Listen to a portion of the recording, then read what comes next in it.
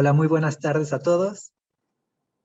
Les damos la bienvenida a la segunda presentación del día de hoy del Festival Ciudades Conscientes en Ciudad de México. Ahora tenemos a la arquitecta urbanista Elena Tudela Rivadeneira, que hoy se me fue poquito tenía aquí, okay, que es maestra de arquitectura en diseño urbano por la Graduate School of Design de Harvard, y tiene su licenciatura en arquitectura por la UNAM. Es profesora asociada del área urbano-ambiental y maneja la oficina de resiliencia urbana ORU. Muchas gracias por acompañarnos hoy, Elena, y te cedo la palabra. Muchísimas gracias por la invitación, Ángel, al equipo que organiza y al Festival Ciudades Conscientes de este año, que está increíble la información que me hicieron llegar. Yo no conocía el trabajo que hacen y me parece pues fenomenal, ¿no? Y sobre todo los temas que están involucrando son temas muy pertinentes el día de hoy. Y bueno, pues hoy les voy a presentar brevemente parte del trabajo que desarrollo con respecto a estos temas que les interesa en el festival. A ver, voy a intentar compartir. ¿Me podría alguien verificar que se puede ver antes de empezar? Sí, se puede ver. Perfecto. Muchísimas gracias. Bueno, pues la charla se llama Hacia una reinvención del paisaje urbanoambiental.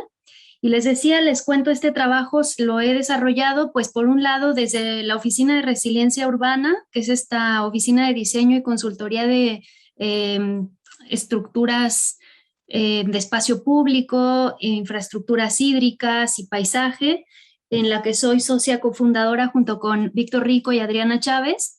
Y por otro lado, también desde mi posición como académica en la Facultad de Arquitectura, de la cual formo parte del Laboratorio de Entornos Sostenibles como profesor también del área urbano-ambiental.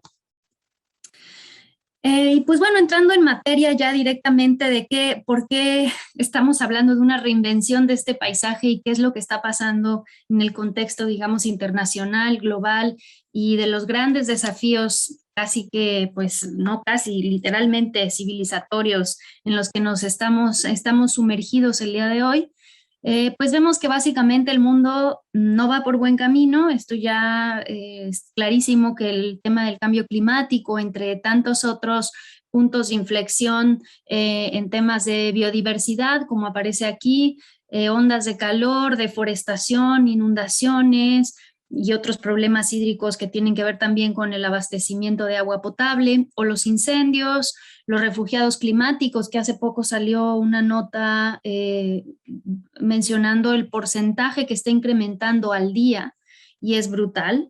La sobrepesca y los problemas en general con la parte de la pesca y los problemas marinos, y la contaminación. Y estos son solamente, digamos que a grandes rasgos, los principales temas a los que nos enfrentamos, ¿no? Pero bueno, es indiscutible que se necesita transformar, ¿no? Nos necesitamos transformar la manera en que ocupamos el territorio, y hay muchísimo camino por andar y soluciones que proponer y creatividad que poner sobre la mesa, ¿no? Entonces, las disciplinas del diseño tienen un gran potencial para abordar estos temas.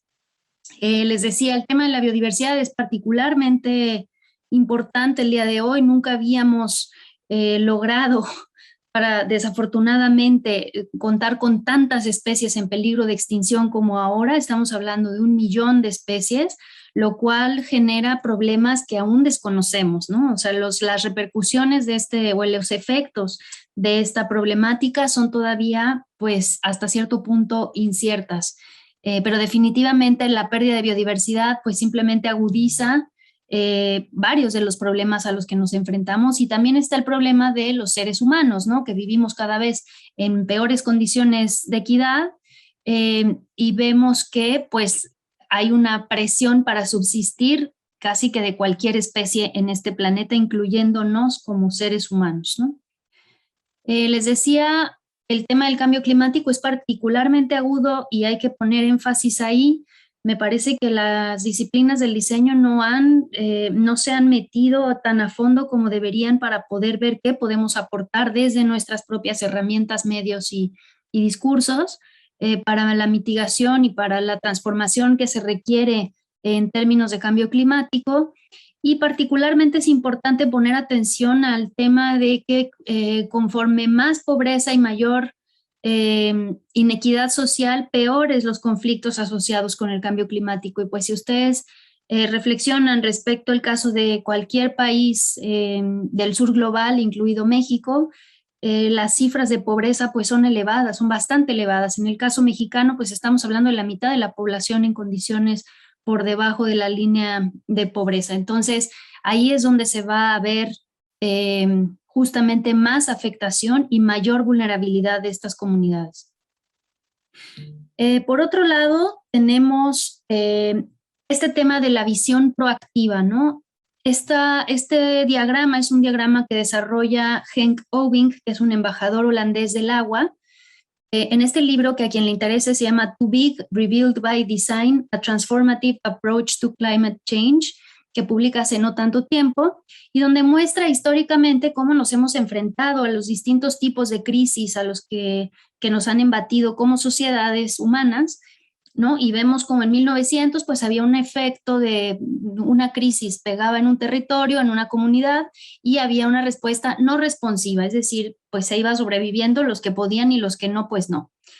Posteriormente, ya hacia 1970, por ahí empieza a incrementar la reacción frente a estos embates. Entonces empezamos a ver cómo la civilización reacciona con soluciones temporales, ¿no? Todo esto mientras van incrementando las temperaturas, la intensidad de las tormentas hidrometeorológicas, el aumento del nivel del mar y el crecimiento urbano, ¿no? Entonces los conflictos se agudizan y nosotros pues vamos lentamente cambiando nuestra forma de abordar estos problemas. Y por último, él propone una estrategia que aún está, digamos que en desarrollo en el planeta completo, que tiene que ver con soluciones integrales. ¿Y cómo llegamos a estas soluciones integrales? Pues se hace a través de un pensamiento proactivo, ¿no? De saber que va a venir un embate, estar listo para él, y eso conlleva a un entendimiento de resiliencia, de la cual voy a hablar en un momentitito más. Por otro lado, la actual pandemia global que pues todos hemos estado viviendo, representa una oportunidad única para cambiar de rumbo. Por ahí decía, ¿no? Que no hay que desaprovechar una buena crisis, justo porque nos demostró cómo en muy poco tiempo, y estoy hablando de quizás un par de meses, el mundo se transformó, la economía se detuvo, los desplazamientos se detuvieron y hubo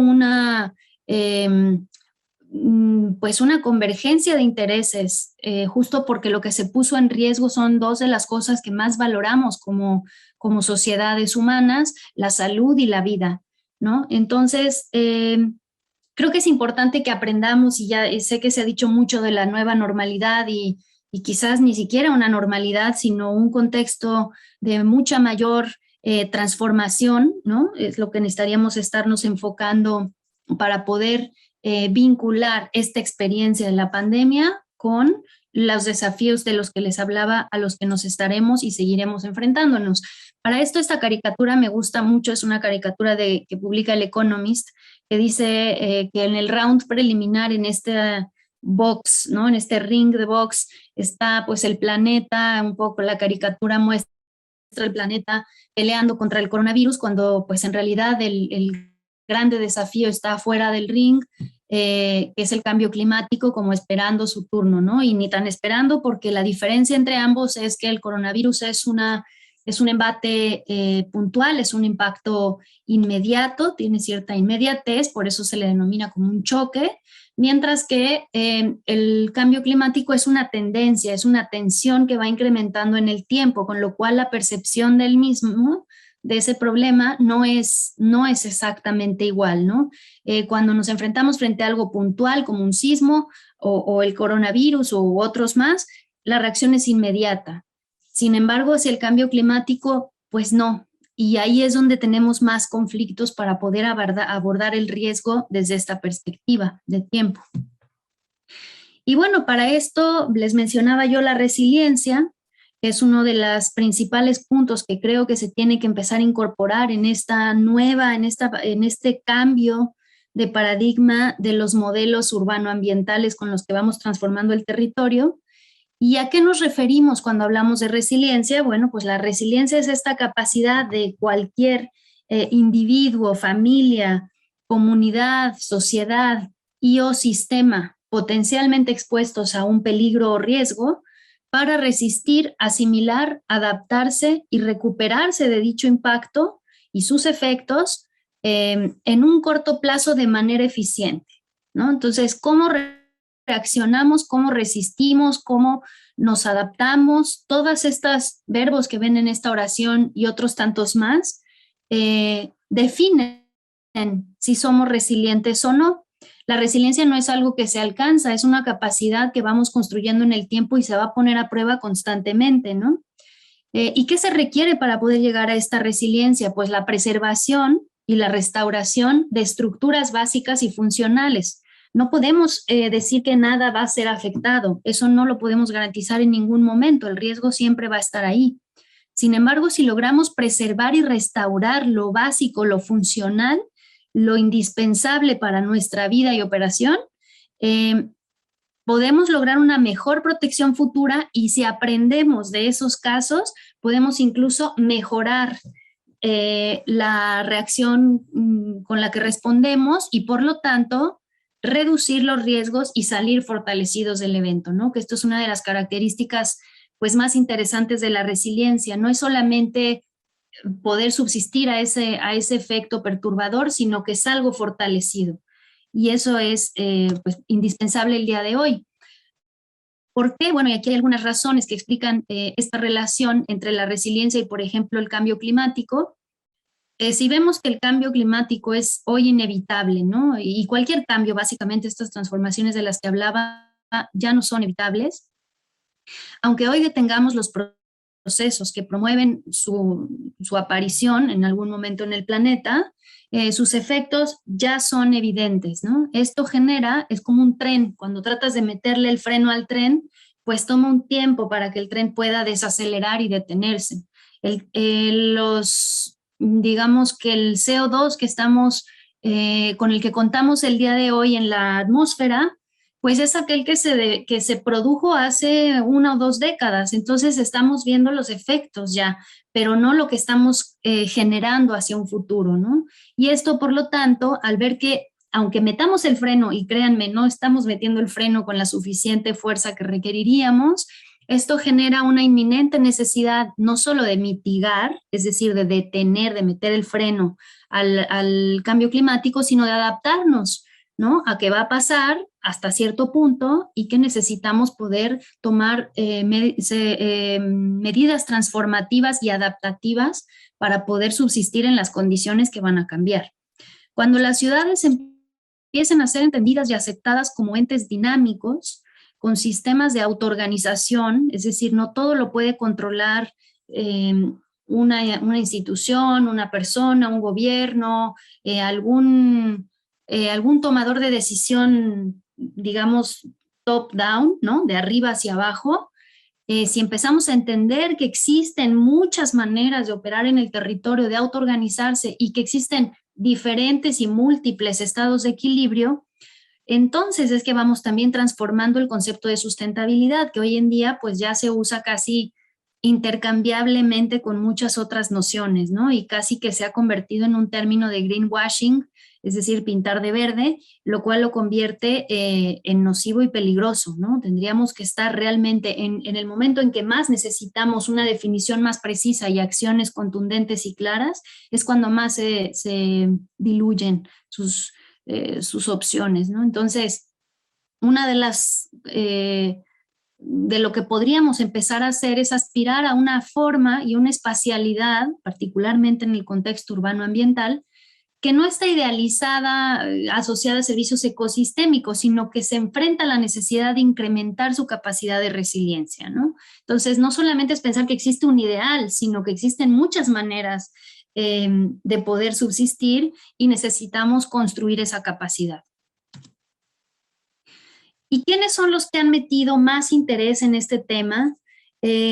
Los ecólogos como ciencia, ¿no? La ciencia de la ecología, y les hablo de los últimos, como dice ahí, alrededor de los últimos 30 años, han cambiado de su posición clásica, newtoniana y kuhniana de ciencia normal, que se enfocaba en lo que es estable, en poder predecir, en tener certezas, hacia lo que es ahora, que se ha convertido y abierto a un campo de estudios transdisciplinar, basado en los problemas contemporáneos complejos que les explicaba hace un momentito, y preocupado por este entendimiento que se define como postnormal, que entiende los cambios dinámicos de los ecosistemas, así como otros fenómenos relacionados con la adaptabilidad, la flexibilidad y la resiliencia.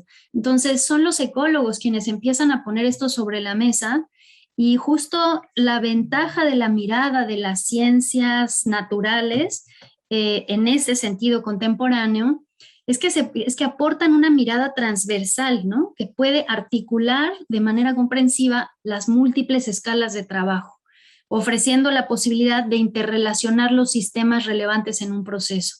Entonces, la ecología tiene varias herramientas y varios medios para poder operar en contextos complejos con medios sistémicos, básicamente.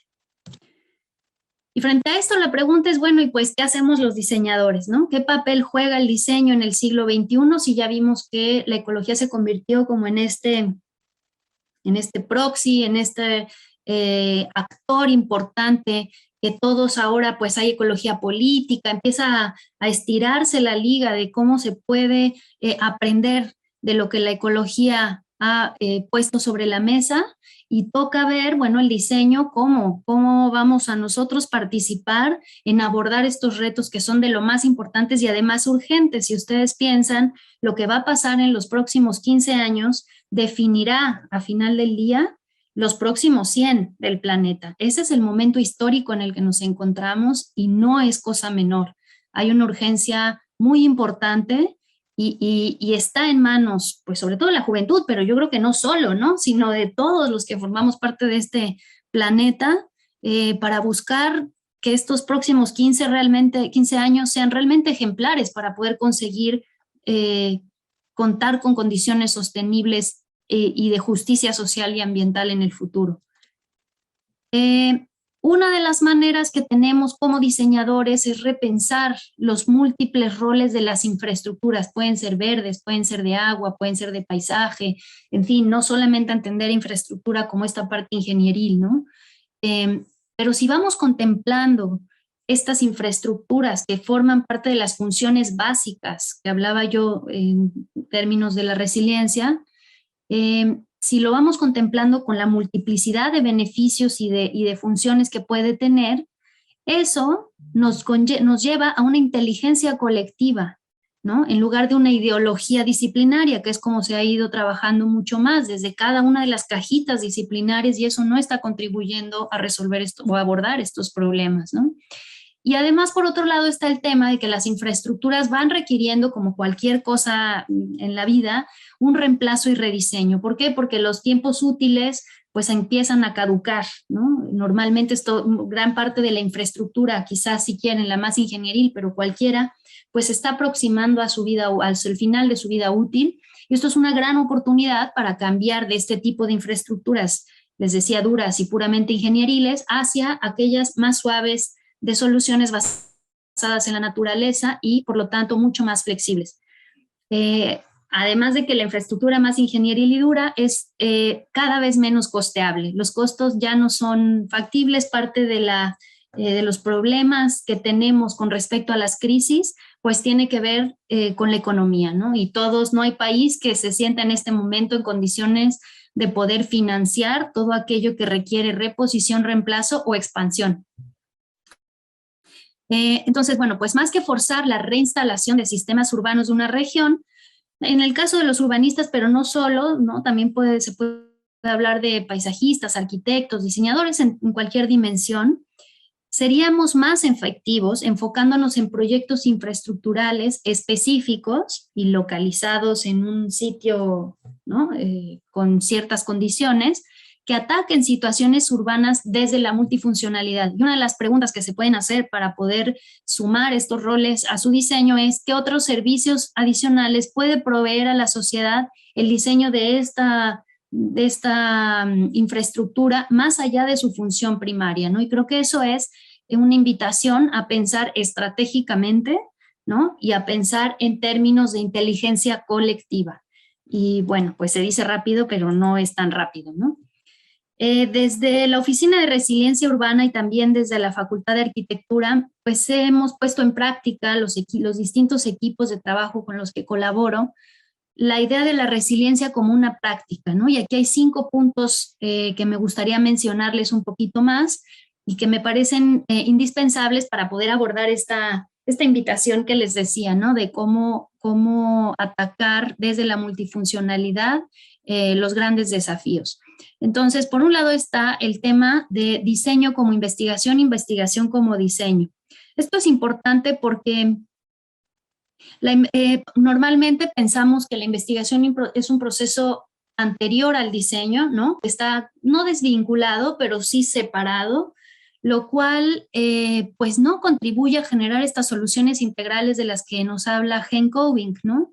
Si nosotros vamos contemplando que el diseño ya es una investigación y la investigación es parte del diseño, es el inicio del diseño, entonces estamos en un camino para poder abordar de forma sistémica, compleja e integral los problemas. Empieza desde definir cuál es nuestra escala de observación, desde dónde voy a observar, ¿no? Y qué voy a observar en un territorio para poder entender ese contexto y para poder hacer un proyecto transformador. Entonces, ese cambio de manera de pensar el diseño no como un acto separado me parece vital e indispensable. Por otro lado está el tema de los proyectos de transformación entendidos como procesos.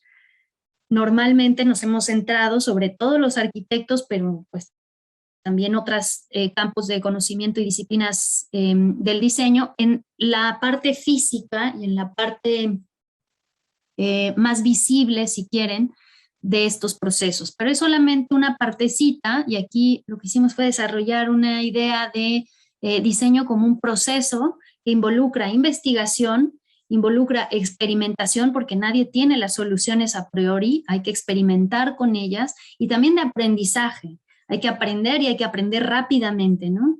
Pero no de forma individual, sino de forma colectiva.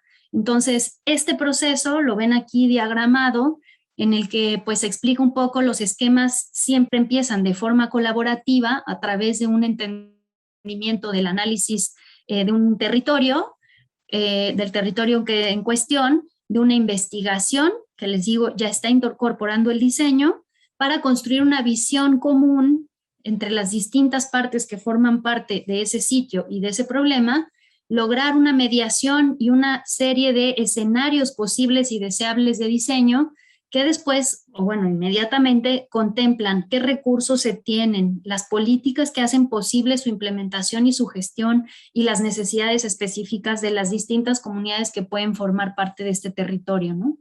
Y viene después de eso ahora sí el proyecto de diseño, ¿no? Que es el que normalmente aprendemos y enseñamos, ¿no? Que me parece un error no entenderlo desde principio a fin, pero bueno, ahí vamos desde la academia también haciendo algunos cambios para poder entenderlo más allá de este espacio tan acotado, porque además las oportunidades de trabajo y de empleo para jóvenes que van saliendo, pues si nos centramos solamente en el diseño y si encima solo diseñamos algunos museos y casas y otros temas que vemos en las escuelas, nos estamos perdiendo de toda la riqueza del proceso en sí mismo y que eso también es un diseño y una arquitectura, ¿no? Y una vez terminado ese diseño de proyecto que sí tiene que ver con las herramientas pues más conocidas, los planos, las fotos aéreas, las fotografías, en fin, los renders y maquetas, pasamos una etapa en la que esto tiene que ir y venir con una apropiación de quienes habitan ese territorio y quienes son agentes y actores importantes de ese territorio, para después entonces pasar a un proceso de implementación de ese proyecto y a los planes de operación y mantenimiento que lo hacen posible, es algo que siempre dejamos fuera y es vital entender esa parte. Los proyectos tienen una temporalidad y a veces no los diseñamos contemplando esa temporalidad. No sabemos si ese proyecto debe durar un día o 100 años, ¿no? Y cuáles son las diferencias y por qué querríamos que un proyecto dure 100 años y qué parte de ese proyecto dura tanto y qué tanto dura tanto más. Y después de eso viene aprender de esos errores, porque justo ahí está la riqueza, y no solo de los propios, sino de lo que está sucediendo en otras partes del mundo, y por eso es que festivales como este se vuelven tan ricos y importantes, para volver a reiterar estos procesos. Y a veces estamos hablando de procesos de años, ¿no? Y a veces de días. Por otro lado, tenemos esta otra invitación a una práctica como resiliencia en términos de las múltiples escalas del territorio. Y las escalas no solamente son de espacio, sino también del tiempo. Y lo que ven aquí es una imagen de la Ciudad de México, de la parte sur de la cuenca del Valle de México, en donde se ve en 1521 el sistema de lagos que conformaban esta parte sur de la cuenca, ¿no? Y ahí se ve, pues en temporada de lluvia se unían los 5 lagos para formar uno solo. Y posterior, bueno, con toda la complejidad que eso implicaba, las poblaciones prehispánicas, las Tenochtitlan, por ejemplo, también ya estaban embatidos por los problemas del agua, no es algo nuevo, tuvieron que construir diferentes infraestructuras como el Albarradón de Netzahualcóyotl, algunos acueductos, en fin, temas que les podían ayudar a habitar este espacio tan complejo y tan rico, por otro lado, ¿no? Ecosistémicamente hablando, pues muy rico.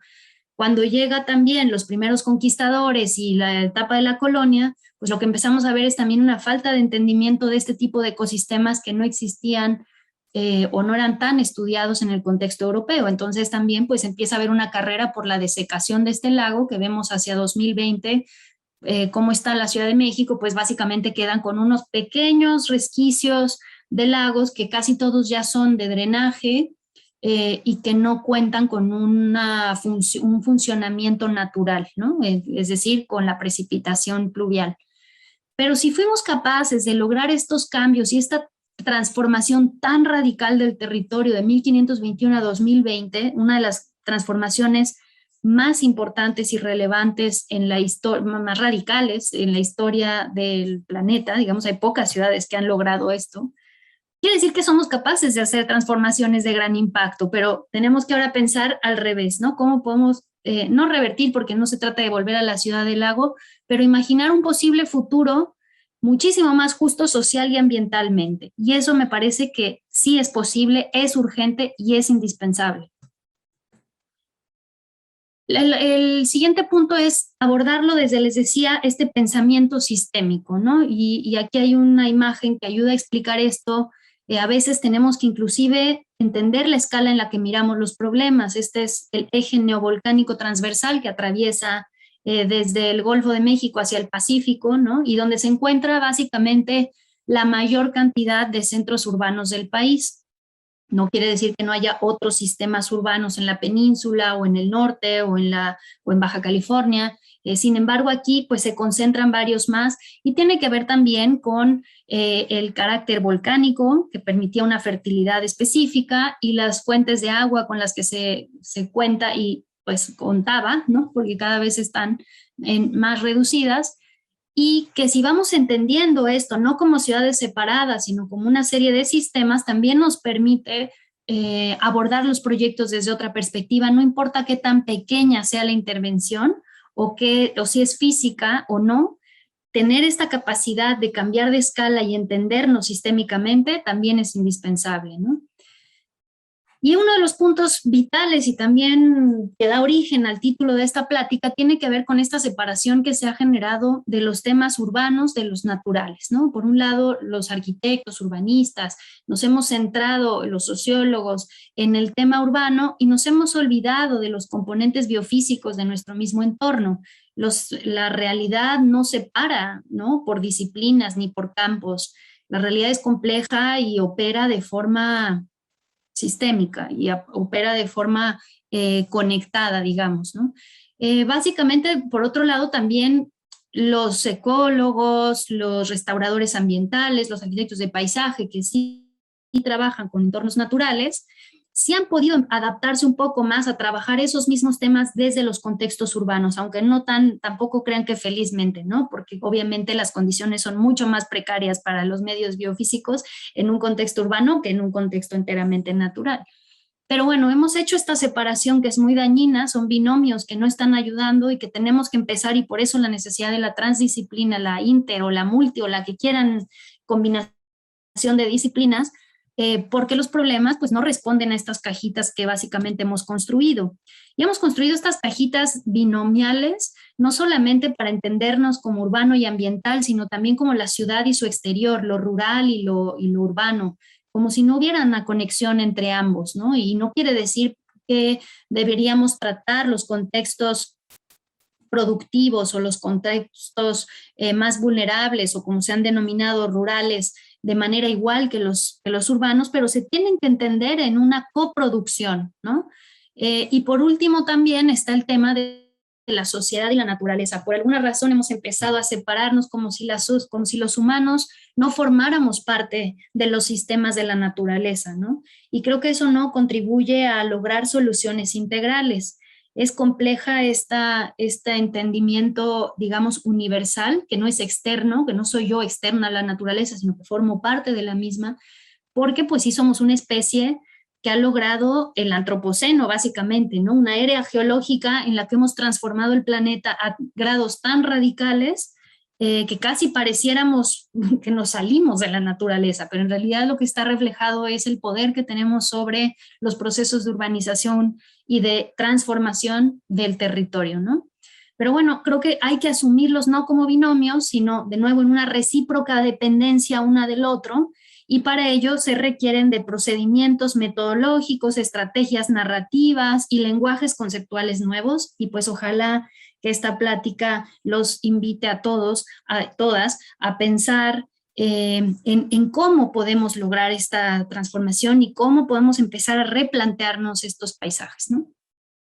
Les voy a contar brevemente de algunos proyectos, son 3 me parece, pero bueno, que a lo mejor pues arrojan algunas pistas de las investigaciones que hemos desarrollado a distintas escalas. Este caso particular es el de distritos hídricos de escala media. Es una investigación que estamos trabajando en Tacubaya, pero también en Coapa.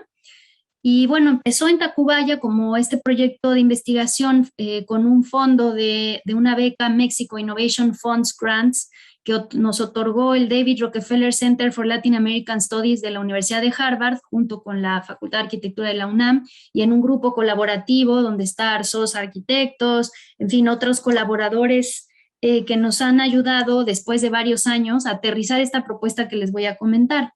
Vemos los problemas del agua son brutales, ¿no? Por un lado hay riesgo de sequías graves, que ponen en riesgo pues el poder abrir la llave y que salga agua, es decir, nos acercan un posible día cero. Y por otro lado, pues una serie de inundaciones, escasez de agua, en fin, que empezamos a ver y son casi condiciones paradójicas, ¿no? Me sobra el agua de lluvia, pero me falta el agua potable.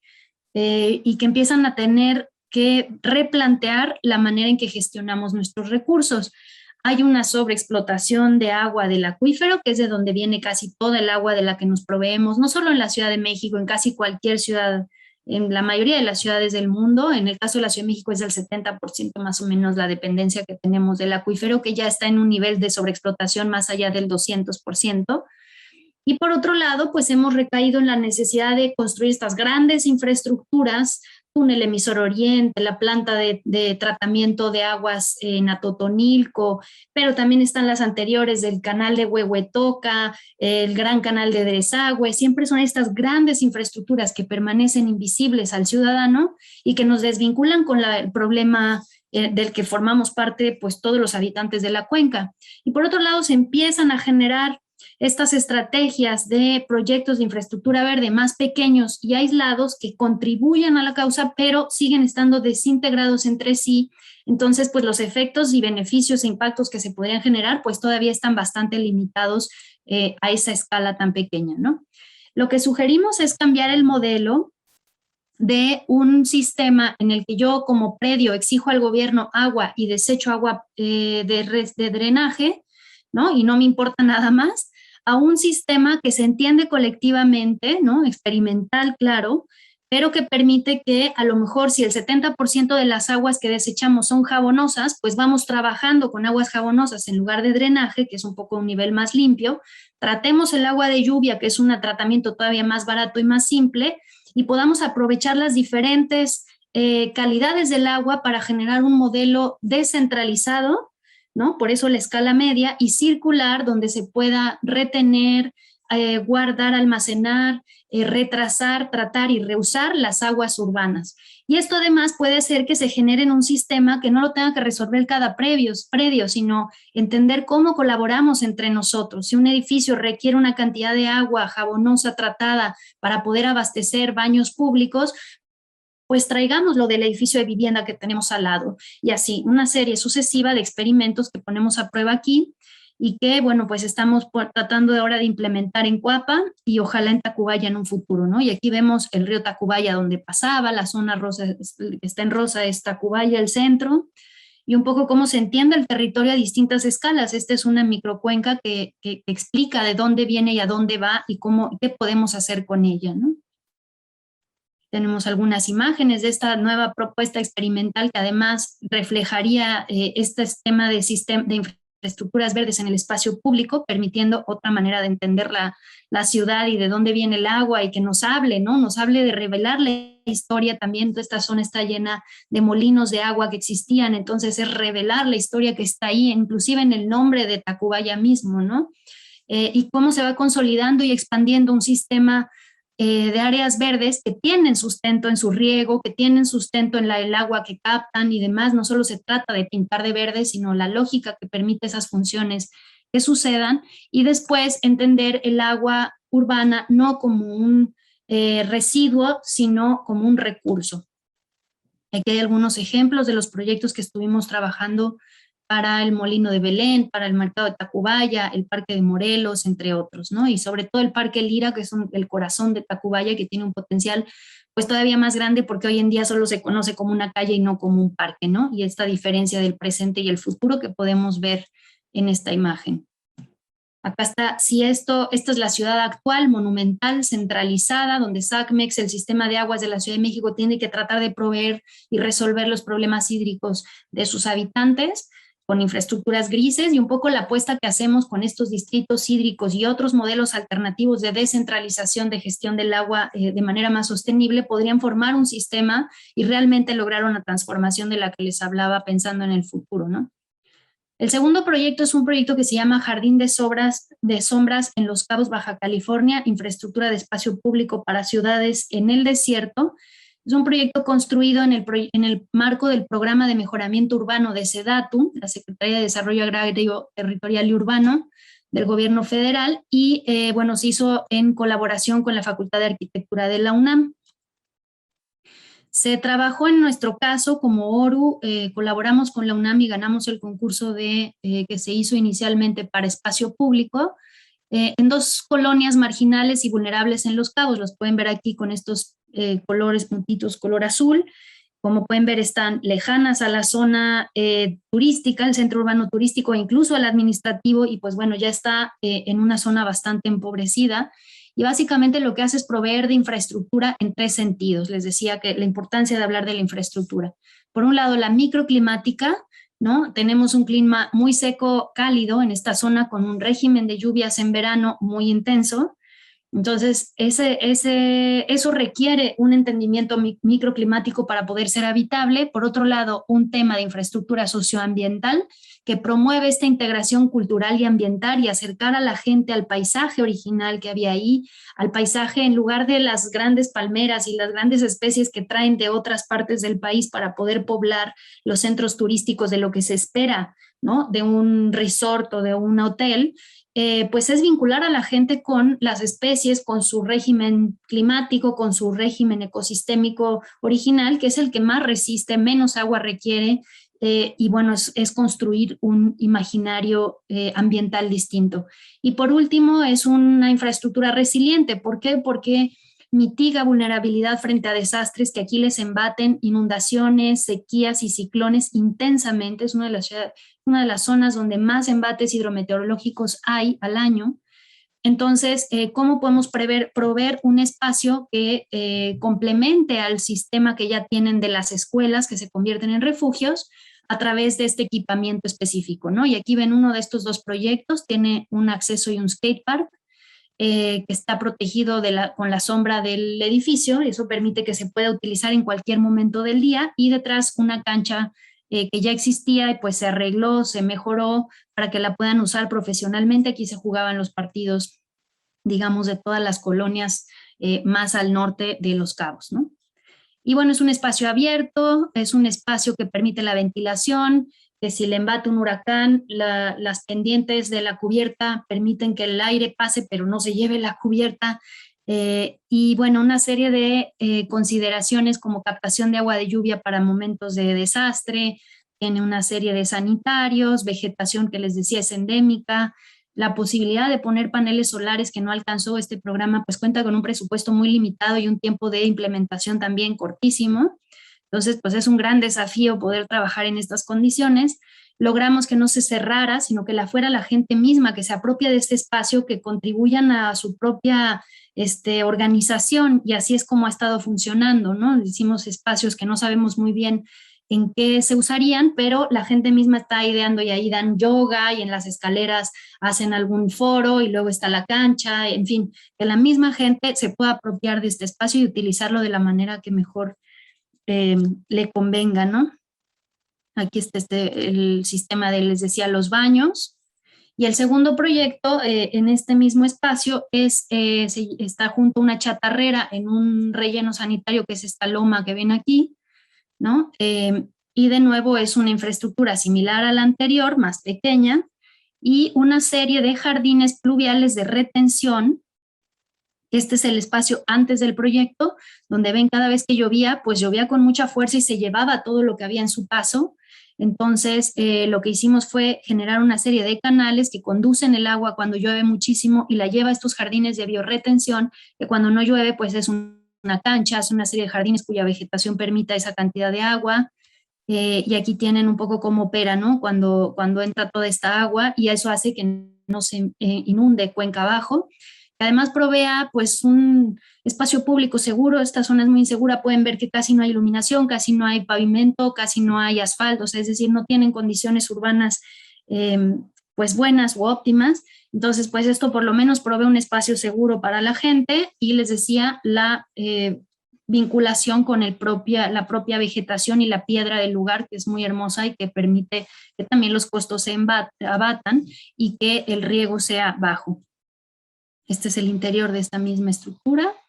Y bueno, de nuevo el sistema de sanitarios de muy bajo mantenimiento. No existe el mantenimiento cero, todos necesitamos, ¿no? Como personas o objetos, lo que sea, necesitamos mantenimiento, y tratamos de que se redujera al máximo para que el municipio pues no se le encarezca su presupuesto por estos proyectos, ¿no? Y para cerrar brevemente les voy a contar, me quedan 5 minutitos si entiendo bien.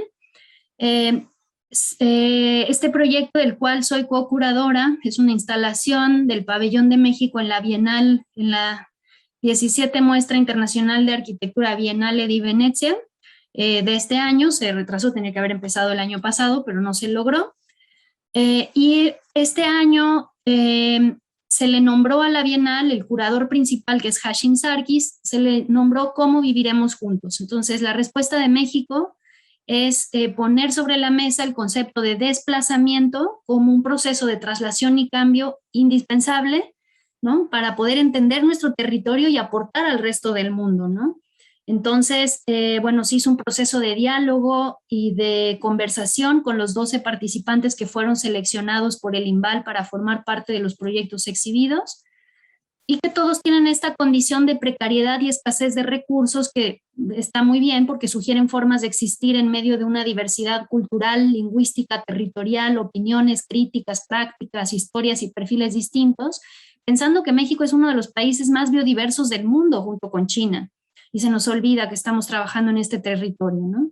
Y el visibilizar estos desplazamientos no solo humanos, sino también no humanos, y el contemplar estas relaciones interespecie y esta invitación a enfocarse en la vulnerabilidad de nuestras comunidades, puede generar empatía, comunidad y reconocimiento de la otredad para que realmente podamos vivir en conjunto, como nos invita el curador principal, ¿no? El pabellón se basa en una serie de imágenes que se proyectan sobre unos muros de hilos con unas plomadas, y ahora les muestro algunas imágenes que lo que buscan es vincular el ámbito social con el ambiental. Estas son algunas imágenes conceptuales del país, los desplazamientos y el tema urbano ambiental en el territorio. Algunas referencias que fuimos construyendo a partir de cada uno de los participantes y cómo leímos, hicimos una lectura de lo que se desplaza en cada uno de esos proyectos para poder llegar a un glosario de términos, que ahora esta es un poco la planta de cómo funciona, es un laberinto, al ser humano le cuesta trabajo desplazarse a lo largo del pabellón, pero no a las imágenes y al sonido. Y bueno, se construyó este glosario de términos que no son arquitectónicos, pero que tomamos prestados en este afán como más multidisciplinario, de entender cómo nos relacionamos como arquitectos con el desplazamiento. Y aquí solo hay algunos: ecotono, accidente, fluidez, lo inexistente, pluriverso, en fin.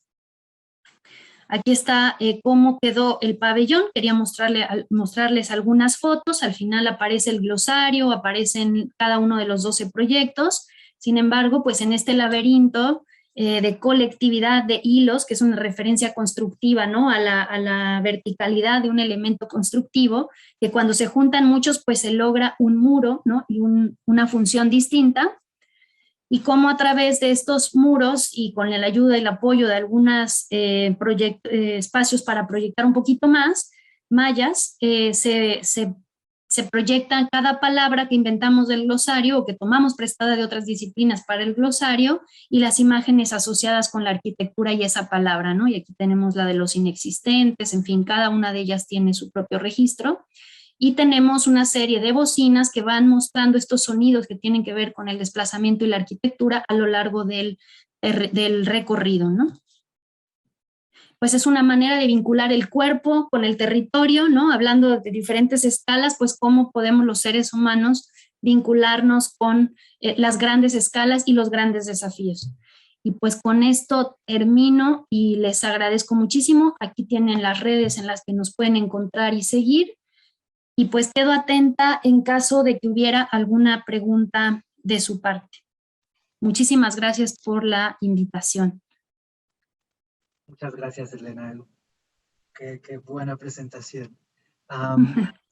¿Alguien, Sami, Raúl, bueno, alguien que tuviera alguna pregunta para Elena? Sí, adelante, Raúl. Gracias. ¿Sí? ¿Me escuchan bien? Sí. Hola, Elena, muchas gracias. Estuvo muy interesante la presentación. A mí siempre me genera una duda al analizar la Ciudad de México y quería ver tú qué opinabas. Estos planes que se han hecho a lo largo de la historia, desde mi punto de vista, parecería que no contemplan lo mucho que ha crecido la ciudad, ¿no? Como que siempre se aumenta la escala y se aumenta y se aumenta la escala y las conexiones y esta red compleja que tú mencionas. Y quería saber, en ese sentido, ¿la Ciudad de México va a seguir creciendo en cuanto a número de personas y en cuanto a extensión? Te cuento un poquito. No, la ciudad, de hecho, incluso ha disminuido de población. Si tú ves los datos del INEGI, la población disminuye no porque no se quiera, la verdad es que la mayoría es un país muy centralizado, ¿no? La Ciudad de México tiene un peso, pues en Producto Interno Bruto y demás, ¿no? Tiene un peso significativo. Sin embargo, no ofrece condiciones de habitación, de vivienda particularmente asequible al empleo que ofrece. Entonces, lo que está creciendo es el Estado de México. Si nos referimos a la Ciudad de México particularmente. Por eso es que hay que entenderlo quizás no como una demarcación específica, sino como en un sistema en el que estamos en contacto con una zona que sí definitivamente está creciendo, que es todo el Estado de México, inclusive hacia Morelos, ¿no? Está creciendo la cantidad de población que habita allí, y en Toluca, ¿no? Y hacia Toluca, es decir, o a Hidalgo. Entonces empiezan a crecer esas zonas y genera un problema de movilidad, porque si digamos que 5 millones de habitantes duermen en la Ciudad de México, pues por ahí de 10, 11 millones comemos en la Ciudad de México. Y eso es un metabolismo que es insostenible para una ciudad. Tenemos que llevar empleo a donde vive la gente y tenemos que llevar a la gente a vivir donde está su empleo.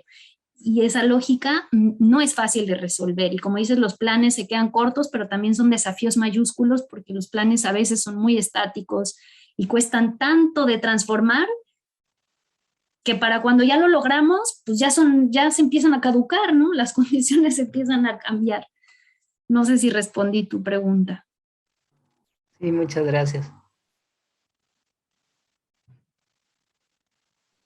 Okay. Gracias. Y ya no tenemos más tiempo para otra pregunta, pero muchísimas gracias a todos por acompañarnos. Esta, como todas las presentaciones, tanto de Ciudad de México como de las otras 35 ciudades, estarán en la plataforma del Centro de Diseño Consciente. Así que les invitamos a que visiten las páginas y también vamos a compartirles en los siguientes días los datos de todos los ponentes, inclusive los tuyos, Elena, para que si quieran contactarlos, por favor lo hagan. Que tengan una excelente tarde. Hasta luego.